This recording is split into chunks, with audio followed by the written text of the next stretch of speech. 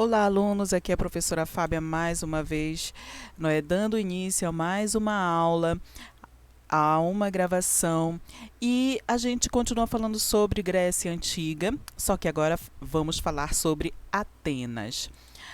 Bem, aqui a gente começa justamente, abrindo a nossa aula com um dos monumentos que simbolizam muito, não é, a cidade de Atena, que é o Parthenon de Atenas, construído já, no governo de Péricles, que é considerado também um, um dos governantes em que a democracia ela atingiu o seu apogeu dentro de Atenas, e foi ele justamente que mandou construir, esse lindo templo para a deusa Atena, certo?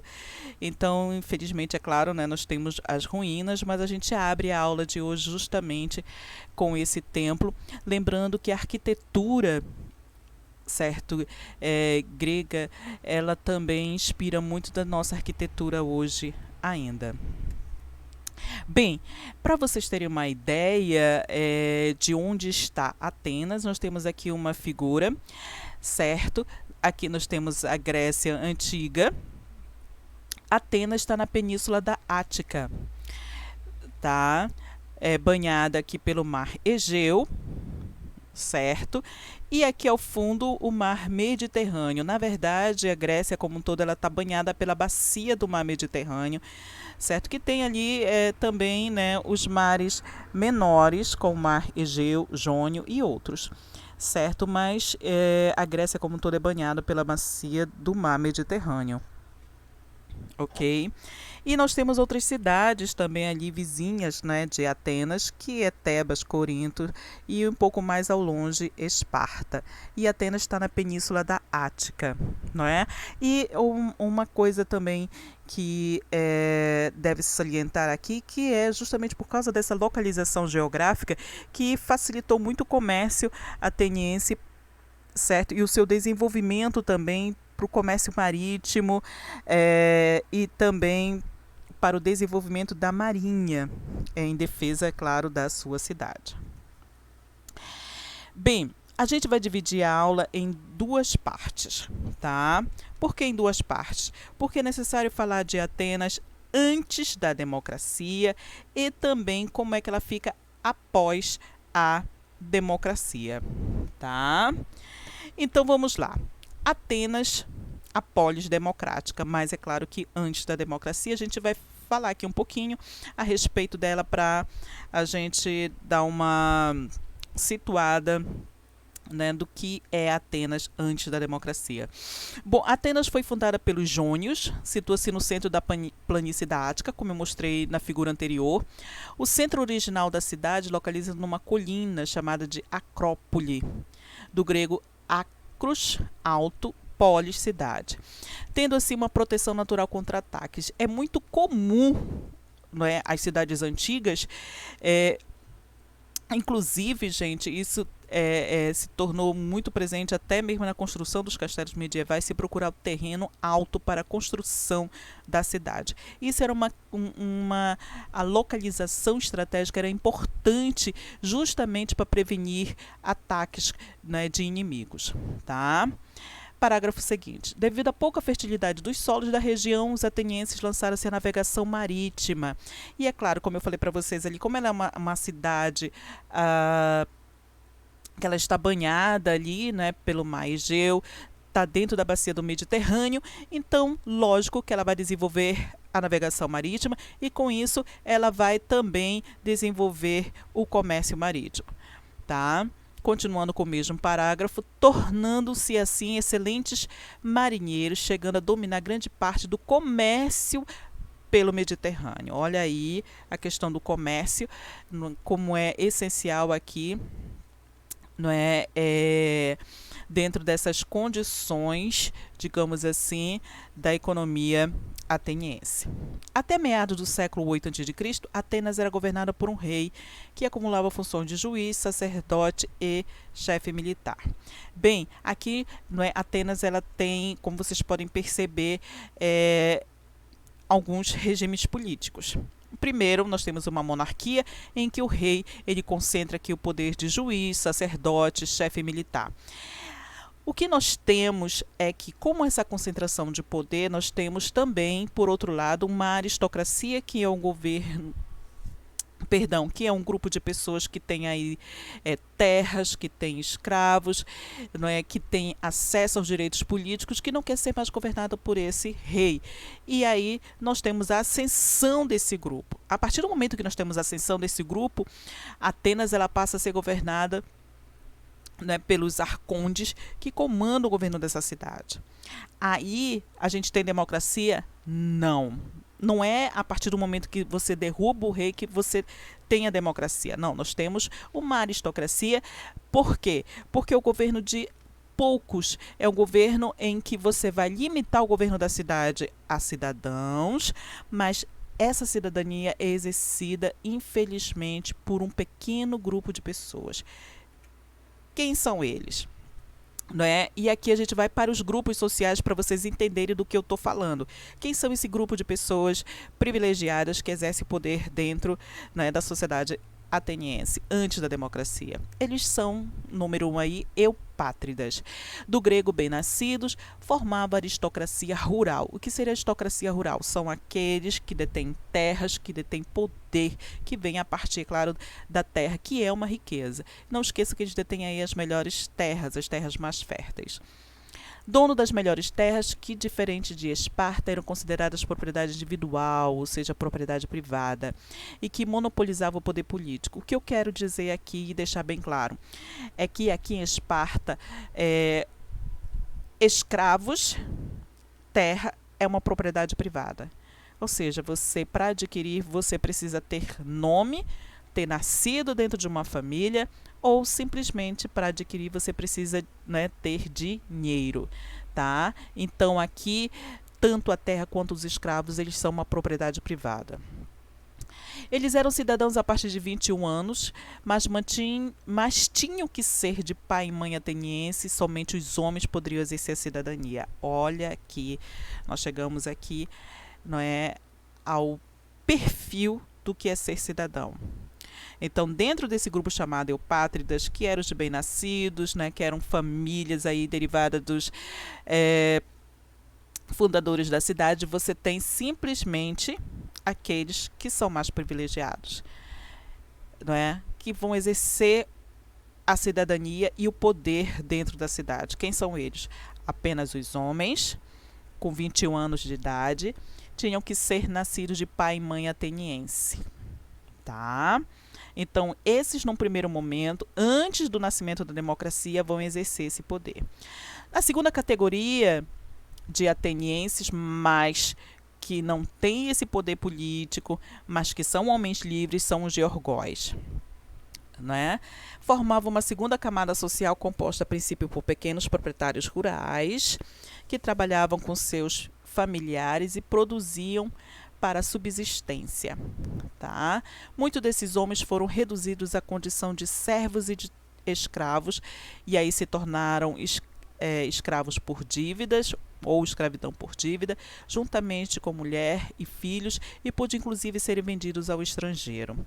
E aqui, infelizmente, a gente chega numa questão assim fundamental, que inclusive foi um dos motivos pelos quais houve muita luta em Atenas e que levou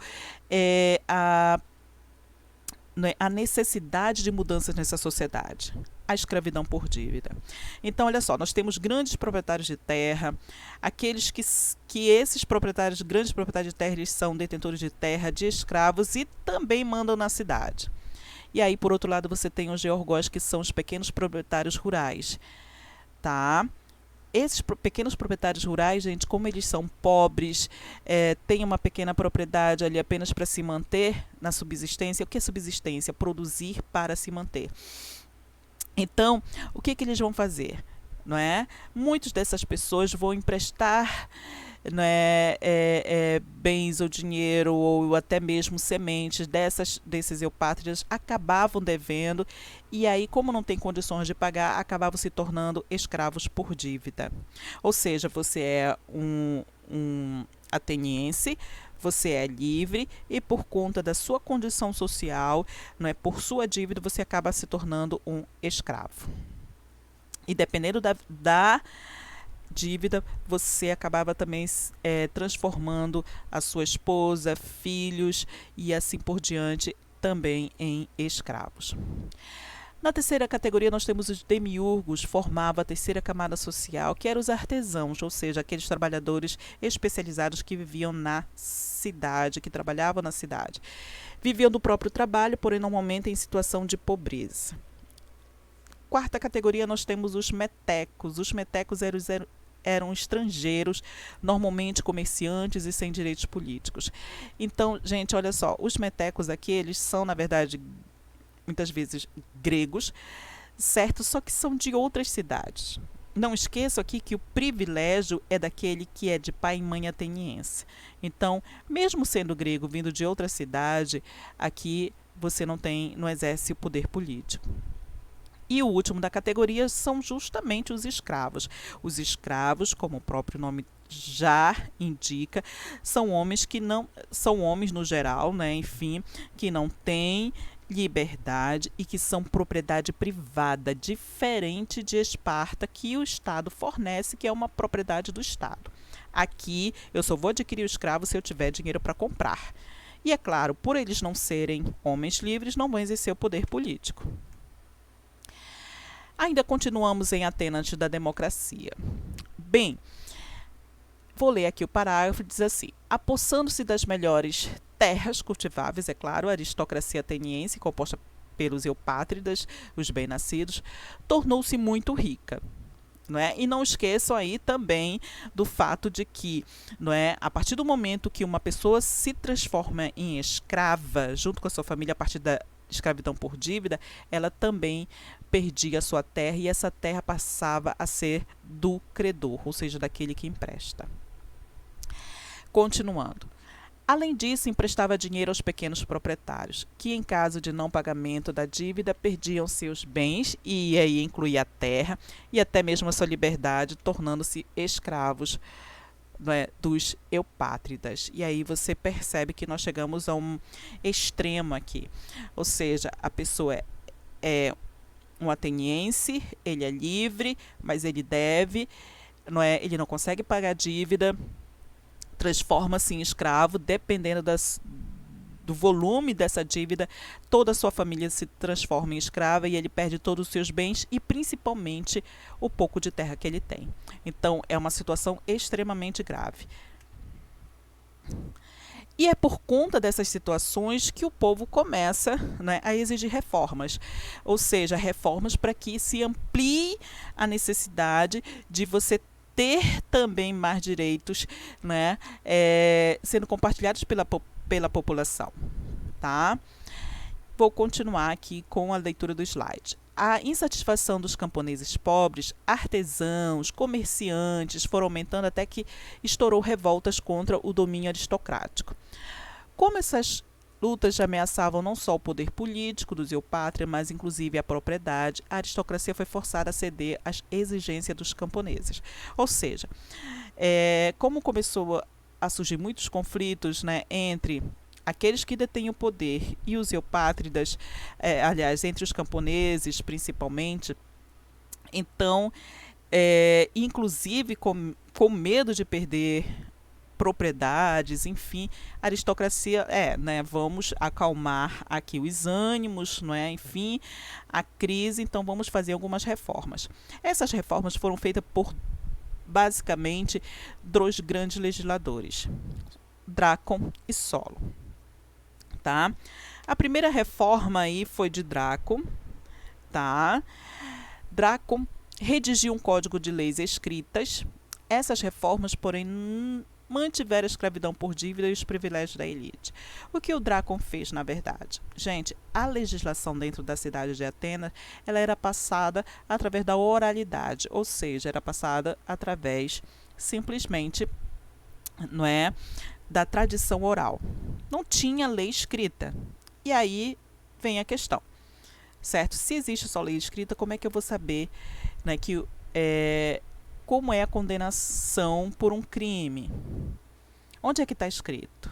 Onde é que está escrito que eu tenho que ser escravo por dívida? E aí essas situações tiveram que ser resolvidas. Então, o que foi que o Drácon fez? Pegou todas as leis da oralidade e passou a ser escrito. Então, ele redigiu esse código de leis para que ficassem visíveis, para que todos pudessem ter ideia das leis que vigoravam em Atenas. Mas, infelizmente, só ficou nisso. Não houve reformas significativas, enfim. A reforma realmente significativa aconteceu com Solon. As reformas promovidas por esse legislador, ou seja, que elabora as leis, foram maiores. Aí vem, né, a abolição da escravidão por dívida. O que é abolição? Né? Acabou com a escravidão por dívida. Libertação de todos os devedores escravizados, ou seja, ele acabou com a escravidão por dívida e ainda libertou aqueles que estavam escravizados por dívidas. Favoreceu a produção artesanal, né, o comércio e instituição de uma nova forma de participação política baseada na riqueza, denominada timocracia, que é o critério censitário. Ou seja, não é? Ele favoreceu aí a produção artesanal e o comércio, ou seja, aquela categoria de pessoas que estavam excluídas, que são a população pobre, que era escravizada, que eram os pequenos proprietários. Ele acabou com a escravidão. Faltavam os artesãos e os comerciantes, então ele incentivou aí essa área, porque o artesanato e o comércio estão muito interligados. Não é? E por outro lado, o que ele vai fazer para aumentar a participação política? Então ele pensou, bem, eu preciso acabar com o privilégio, não é, dos eupátridas. De que forma eu vou acabar com isso? Bem, existe na cidade pessoas que não são eupátridas, mas que são ricas, como os comerciantes. Não é? Então, o que eu vou fazer? Eu vou criar um outro critério de participação política baseada na riqueza. Que aí, não é, continua os eupátridas, que já são ricos, mas também vai incluir os comerciantes enriquecidos com o comércio. Até porque, com Solon, eles também ganham aí, né, maior incentivo e tal. Então, isso agradou muito, é claro, né, esse grupo, mas mesmo assim, não atingiu grande parte da população. Porque ainda ficou só aqueles privilegiados, né, enfim, com fortunas, que a gente chama de critério censitário para participação política. Certo? Eu espero que vocês estejam entendendo. Então, vamos lá. E aí, é claro, né, gente, a população pobre ainda continuou desfavorecida da participação política. Então, as reformas precisaram acontecer. E isso só aconteceu com Clístenes, não é? Que, apoiado pela população, né, liderou uma revolta popular. E aí foi ele que instituiu, ele é considerado o pai, né, enfim, da democracia e tal, em Atenas. E em 504 a.C., Clístenes liderou uma rebelião com apoio do povo e, por meio de uma série de reformas políticas, instituiu o regime democrático em Atenas.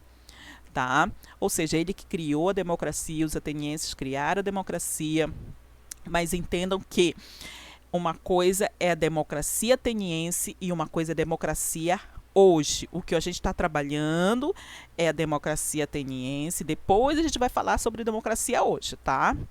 Então, aqui, por exemplo, Clístenes criou a lei de ostracismo, por exemplo, que previa o banimento de pessoas que ameaçassem a democracia em Atenas por 10 anos longe da cidade. O que é o ostracismo? Não é?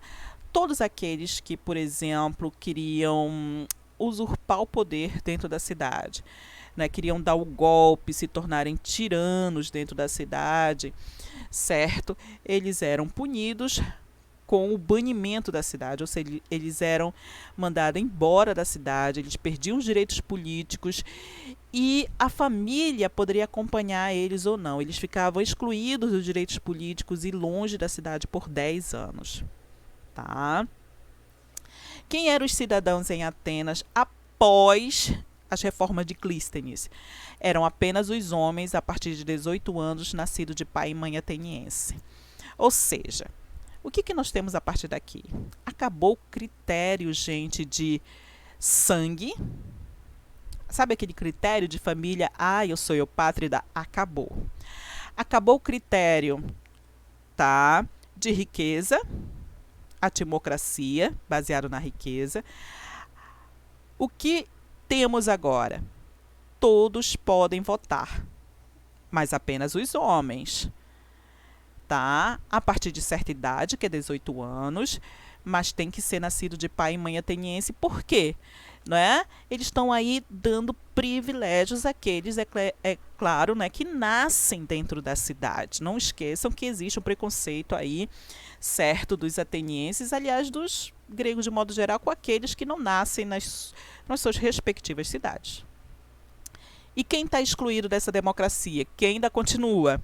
Os estrangeiros, que são chamados de metecos, as mulheres de todos os grupos sociais, porque dentro da sociedade ateniense, aliás, né, grega como um todo, a mulher ela tem que ser tutelada pelo homem, né? No primeiro momento pelo pai, que deve cuidar, no segundo momento, a partir do momento que ela casa, pelo marido, certo? E ela não exerce o poder político nem cidadão. Jovens do sexo masculino menores de 18 anos. Então, você precisa ter uma idade, não é, para você exercer o seu direito aqui a partir, não é, das reformas de Clístenes. E os escravos? Gente, os escravos, como eu já falei anteriormente, eles não são homens livres, então eles não podem exercer a cidadania. Lembrando que, aí você pergunta, mas professora, não acabou a escravidão por dívida? Sim, acabou a escravidão por dívida, realmente, de fato. Mas a escravidão em Atenas continua, ela continua uma sociedade escravocrata, mas existe a escravidão como prisioneiro de guerra, ainda continua. Não esqueça que os gregos, não é, comercializavam escravos também, não é, de outros países, e também existiam guerras, não é, no mundo grego, e eles adquiriam mão de obra escrava a partir da guerra, que a gente chama de escravos como prisioneiro de guerra. Continuando, a gente pode resumir então que a democracia ateniense, ela, né, continua sendo elitista, porque só uma minoria tinha direitos, patriarcal, porque excluía as mulheres, e escravista, porque os escravos que sustentavam a riqueza dos senhores, isso sem dúvida nenhuma, né? As reformas de Clístenes tiveram como objetivo eliminar o controle da aristocracia sobre o poder político, isso de fato aconteceu, não é? Porque agora, não é, até mesmo aquele camponês pobre, né, tinha uma representação, ele poderia ir para a Assembleia e ser representado. Agora, todos os cidadãos atenienses podiam participar das decisões do Estado. As decisões mais importantes eram tomadas por uma assembleia popular chamada de eclésia. Olha aí o nome da assembleia deles, onde os cidadãos participavam. Qualquer cidadão ateniense poderia votar e ver sua proposta ser votada nessa assembleia. O regime político de Atenas era chamado de democracia. A tradução seria poder do povo, tá? Na qual a decisão pertencia a toda a coletividade de cidadãos. Agora, essa coletividade de cidadãos são os homens, 18 anos, nascidos de pai e mãe ateniense, não esqueçam disso. E aí, não é, nós temos um outro governante, certo, que alguns consideram o período áureo, né, das reformas democráticas, que é o governo de Péricles, de 461 a 429 a.C. E aí, não é, nós temos aí a consolidação, não é, de questões ligadas à democracia, e nós temos 3 conceitos, que inclusive existe até hoje, né, na nossa legislação, que aí a gente tem as influências, não é, da legislação grega da democracia e hoje no direito atual, que é igualdade perante a lei, que a gente chama de isonomia. Igualdade de acesso aos cargos públicos, que a gente chama de isocracia. E igualdade para falar nas assembleias, que a gente chama de isegoria. As três nós temos até hoje, tá? E a gente precisa falar um pouquinho sobre a escravidão, que é a base aí da economia, né, da mão de obra dentro da sociedade ateniense. A democracia ateniense era uma democracia escravista. O trabalho escravo continuava a ser a base da vida econômica e sua exploração tendeu a aumentar. Muitas cidades e estados gregas tinham escravos. Geralmente os escravos eram bárbaros, ou seja, não gregos. Olha aí essa questão, né, por eles eles eram não gregos, não é, no sentido de que vinham principalmente, não é, adquiridos a partir da guerra. O amo, que é o dono do escravo, tinha plenos poderes sobre ele. Poderia castigá-lo do jeito que quisesse, poderia até matá-lo. O escravo era desprezado e era considerado um não homem. A partir do momento que, né, se escravizava um homem, o amo tinha um poder máximo sobre ele, então perdia ali a sua humanidade. O Estado também era dono de escravos. Eles eram utilizados em obras públicas, como construção de prédios, estradas e afins. Havia escravos trabalhando para os donos de grandes extensões de terras, grandes plantações, por exemplo, né, de oliveira, trigo, por exemplo. Havia senhores que possuíam centenas de escravos. Os camponeses, donos de um pedacinho de terra, quase nunca tinham dinheiro para comprar um escravo. Nas cidades, os escravos trabalhavam também nas oficinas de artesanato, ou seja, nos artesanatos também os escravos eram ajudantes, tá? E aqui a gente vai fazer uma discussão breve sobre o que é a democracia ontem e hoje. Há várias diferenças entre as democracias atuais e a democracia ateniense. Em Atenas, por exemplo, somente parte dos homens adultos constituía o grupo de cidadãos, isto é, tinha direitos a participar da vida política.